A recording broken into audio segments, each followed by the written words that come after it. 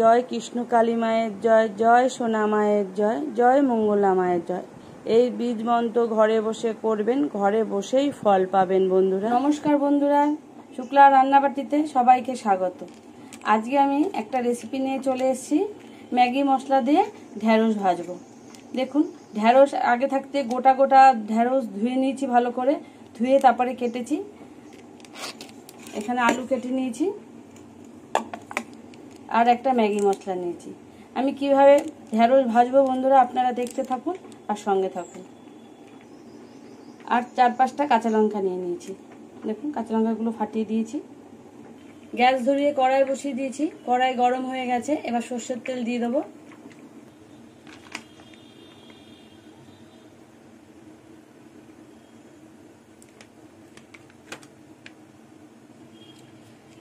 একটা শুকনো লঙ্কা চিড়ে দিলাম। এবার পেঁয়াজ দিয়ে দেবো।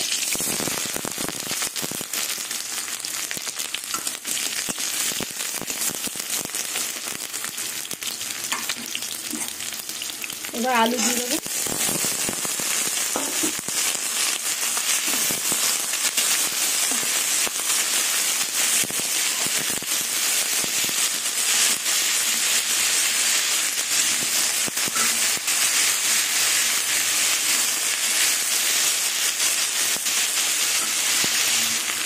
এবার নুন দেবো। নুনটা আমাকে বুঝে দিতে হবে, ম্যাগি মশলায় নুন থাকে। নুন দিয়ে দিলাম।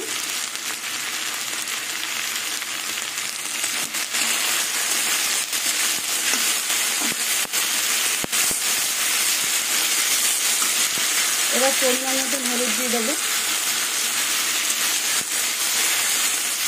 এবার পেঁয়াজ আলু কিছুক্ষণ ভাজবো।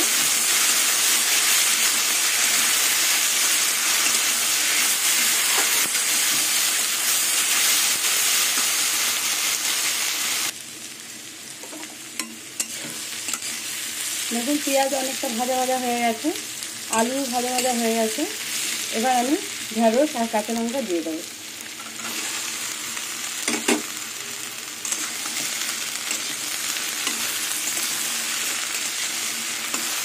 এবার ঢ্যাঁড়স আর আলু দিয়ে ভালো করে আবার ভেজে নেব।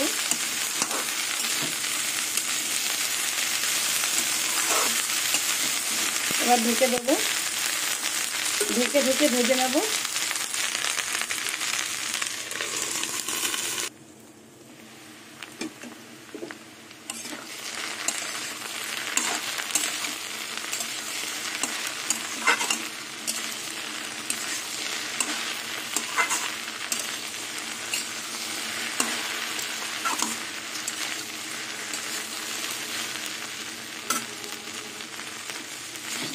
যে যেখান থেকে আমার ভিডিওটা দেখছেন সবাইকে অসংখ্য ধন্যবাদ। সবাই ভালো থাকবেন, সুস্থ থাকবেন।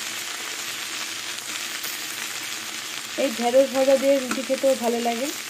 রুটি, গরম গরম ভাতের সাথে খুবই ভালো লাগবে। একটু ছড়িয়ে দেবো, তাহলে ভালো ভাজা হবে।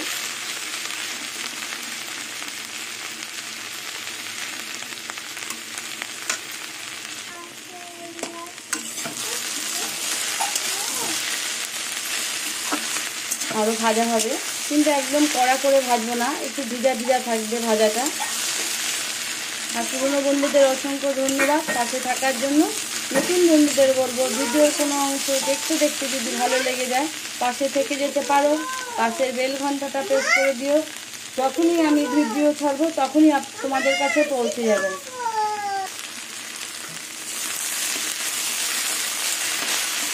কতটা ঢ্যাঁড়স ছিল দেখুন, মানে কোনটুখানি হয়ে গেছে এখন।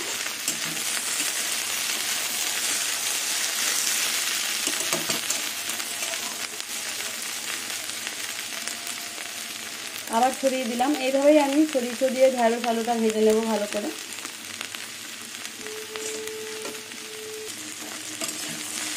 ঢ্যাঁড়স ভাজা হয়ে গেছে। এবার ম্যাগি মশলা দিয়ে আর কিছুক্ষণ ভাজবো, ভেজে আমি নামিয়ে নেব। দেখুন, আমি 1 প্যাকেট ম্যাগি মশলাটা দিয়ে দিলাম। আর ম্যাগি মশলাতে নুন আছে, আগেই বলেছি, নুনটা বুঝে দিতে হবে। একবার এইভাবে ম্যাগি মশলা দিয়ে ঢেঁড়স আলু ভেজে দেখবেন, খুবই ভালো লাগবে।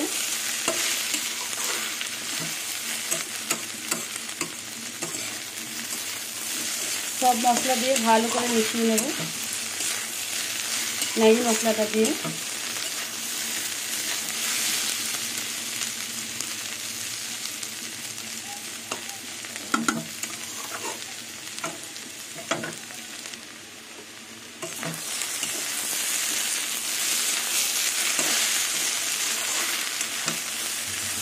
ম্যাগি মশলাটা দেওয়ার পরে সুন্দর একটা গন্ধ বেরিয়েছে।